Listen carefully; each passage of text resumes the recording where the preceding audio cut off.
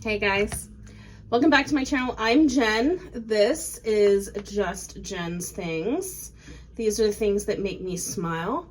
We are back in my vanity today, and I know that this is not a makeup channel, but I am in the process of doing my makeup, and I wanted to go ahead and just kind of chit chat. This is my spill the tea. So we are going to be talking about fragrance mists with Bath and Body Works, the decline of the longevity of the mists and the sprays that we are seeing from Bath and Body Works. This is all pretty generalized. I'll preface this by going ahead and saying these are just my opinions. I do not work for the company anymore. I am not sharing any insider information or anything like that. This is just what I have seen from being a really hardcore lover of Bath and Body Works for the body care products for a very long time. They come out with that they just want to see, how will this do type thing. Sometimes they do really well, and sometimes they put more effort and energy into one, and then it flops, and then they're just left with what do we do with it now? Luminous. My personal opinion.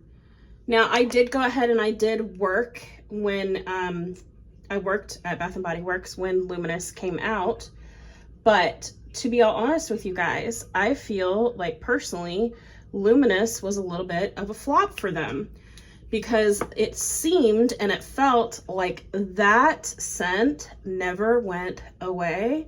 It was there for so long, much longer than other signature core line scents. At least that's the way that it felt to me.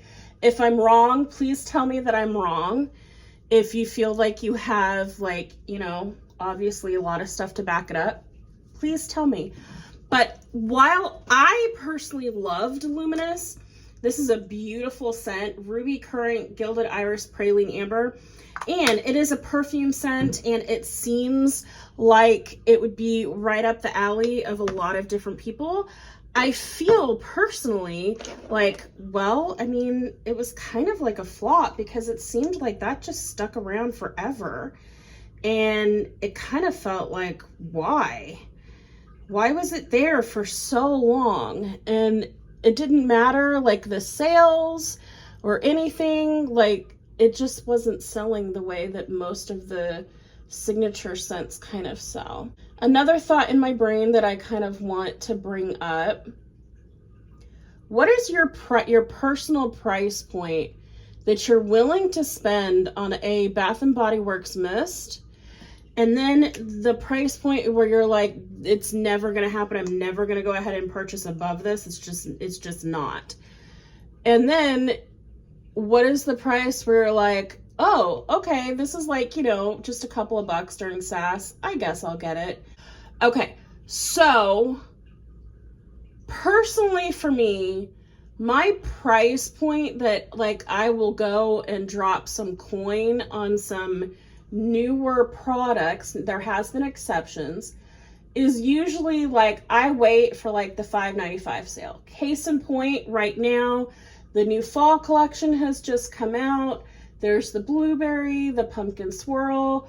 I have not gone in store to do the buy three get three for those, because I don't feel like those scents specifically warrant the buy three get three free sale for me.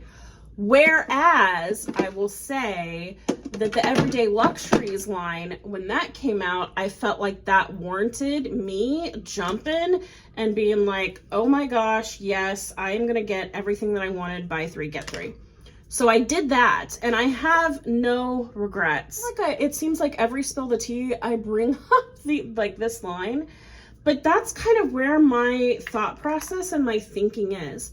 Why is it that they can come out with a scent out with Floral Fantasy, or even bring back Kaleidoscope If You Musk, or Lost in Santal, or Pink Obsessed, and have those scents be amazing. And then there are times where they will go ahead and instead give us something completely lackluster. Like, oh gosh, anything that I pull, you guys are gonna kind of like, okay, no, I can say this with whipped coconut milkshake.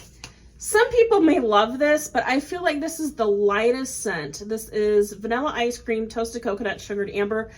Everyone was so excited the first year this came out, and we were just like, why is it so light? Why is it going to disappear? Why can't you give us things that like we want? Case in point, when this Wild Madagascar vanilla first came out, I think it was like one of the signature line scents at one time. I'm pretty sure that when it first released, it was absolutely stunning, beautiful, so strong. Me and my husband went crazy. I think I went through like a bottle the first time it came out. Wild Madagascar Accord, African Pear, Wild Jasmine. This scent, see, now it says Wild Madagascar Accord. When it first came out, I'm pretty sure it was just like Wild Madagascar Vanilla. And it was touted that they had gone ahead and sourced like Wild Madagascar Vanilla. It was going to be amazing. And everybody went absolutely bonkers for it. We were all so excited for that scent. We could not like stop. Everyone was just like, oh, this is going to be fantastic. And we were all so excited. So the next thing that I want to say then is, why is it that if they know that we're excited about a scent and they bring it back, why does it seem like they have not gone ahead and given us what we fell in love with? They've just gonna kind of gone and given us something subpar. Why is that? Well, as you all probably have gone ahead and sufficed yourself and come up with realizations just yourself as being a consumer with Bath & Body Works, it's because it's cheaper. When they go ahead and they come out with a signature line, and again, this is just my opinion, I have no knowledge, facts, or anything, I am just guessing here.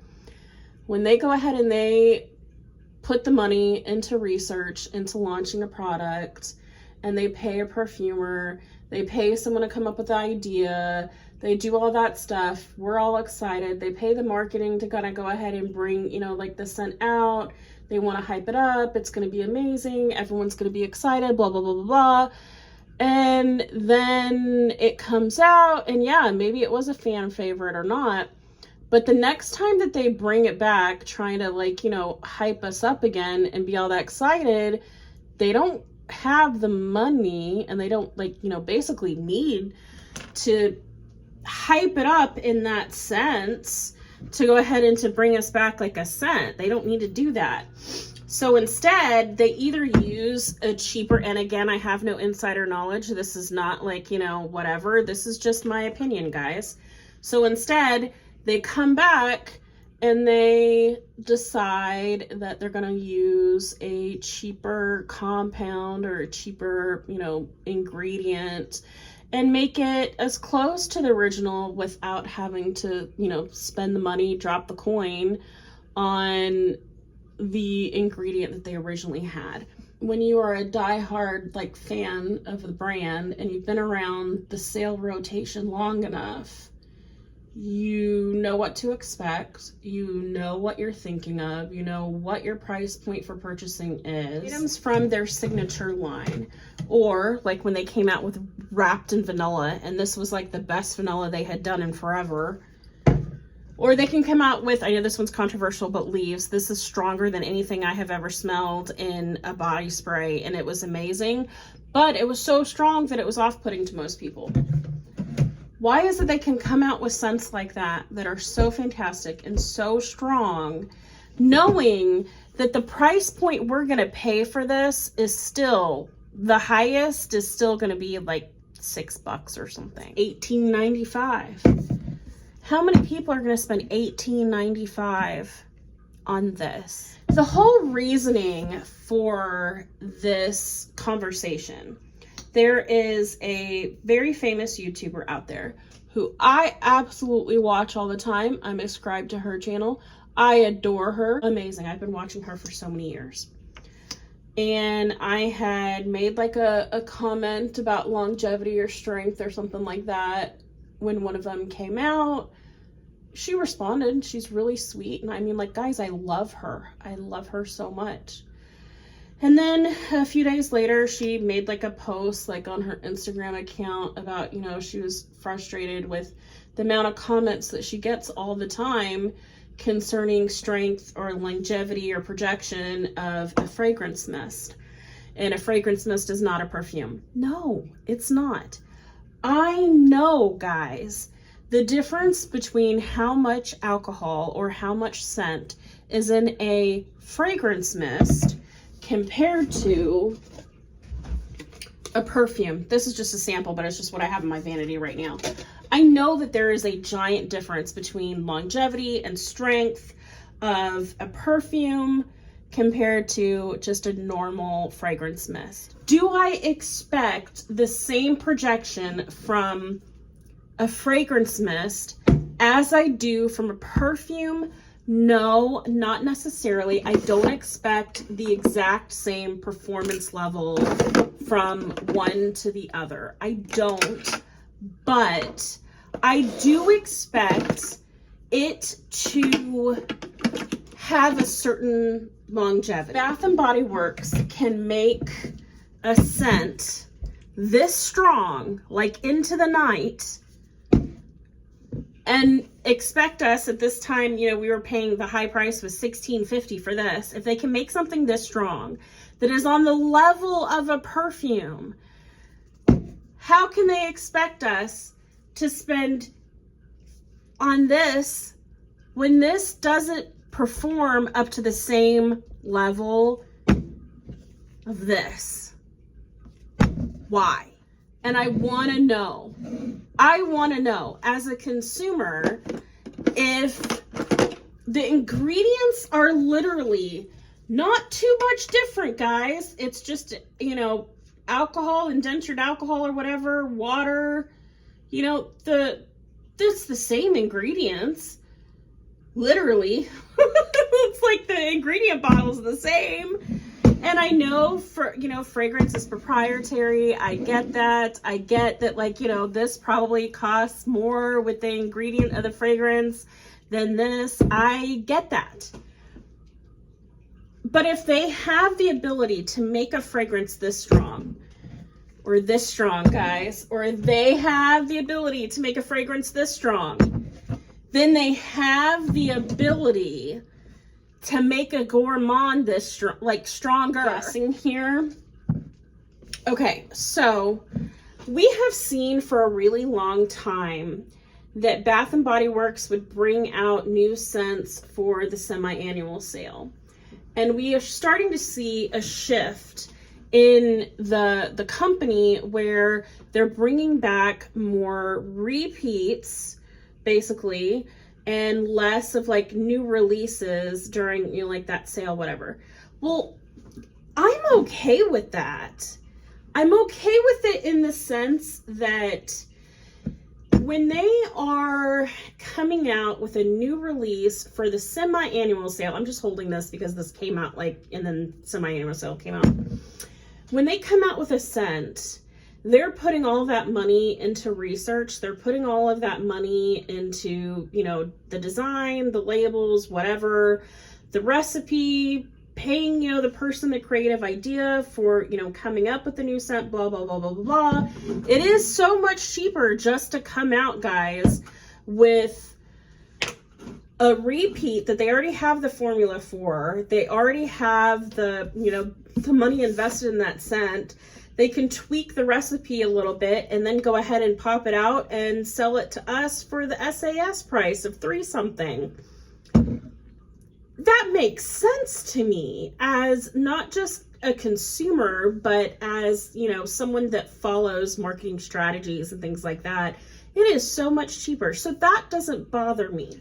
What bothers me, I guess, is if they can put the time and their energy into making something like this for, you know, production. It's going to be a new signature line scent. It's beautiful. It's on the level of a perfume. It's a dupe. If they can put all the time and the research into making, you know, these, and then our price point that, you know, people ultimately are going to buy around that $5-6 mark, or cheaper if you have like a coupon and everything, how can they expect us to want to spend the same amount of money that we would on this for something like this? And I'm just using this as an example. If it is your favorite scent, I'm sorry, that's like not what I was trying to do. I bought mine as soon as they launched, and I believe I bought mine like at a buy 3 get 3 free deal, because I felt like these were worth it. And I'm seeing all these fragrance mists starting to come out from like actual perfume lines. Like you guys saw, like everyone under the sun is, you know, talking about this one perfume brand. I think it's Nest. I think so. Where they're coming out with body sprays, but those things are listed at like $38, $39. Are you joking? $38, $39 fragrance, guys. It literally has like the same type of ingredients and denatured alcohol or whatever, or, you know, alcohol and water. I get that the quality is like so much more blah, blah, blah, blah. I get it. I get it. And I buy Bath and Body Works because, guys, it is probably the most inexpensive but expensive hobby that I get to participate in. Because if there's a month I can't buy anything, there's a month I can't buy anything. But then the next month, there's going to be a new release. There's going to be something just as exciting. There's going to be something new. And I get that, and I'm happy with that. That's why I love it. If these were priced at perfumes, I don't know how I would be affording to go ahead and drop, like, for all the new releases of perfumes that come out, $100, $150, $200, blah, blah, blah. It would just be crazy. It would be absolutely insane. Whereas these are much more achievable. But my question that I cannot just, like, drop from, how is it that if they make something like this, and this was gorgeous, but you can't deny that the first one that came out was so much stronger. And why is it then that they will go ahead and give us something at a lower, you know, production level and act like it's the same when it's so clearly not? I have been struggling a little bit with the launches that have happened since the launch of the Everyday Luxuries collection. And that is purely because if they have the ability to put the time, the money, the effort into making these fragrances that are on par with other, you know, like retailers that are fantastic, and, you know, perfume brands that are coming out with, you know, body sprays, if they can put that out, why can't they do that for every other signature line launch that they're gonna have? And maybe they're the same questions that you have as well.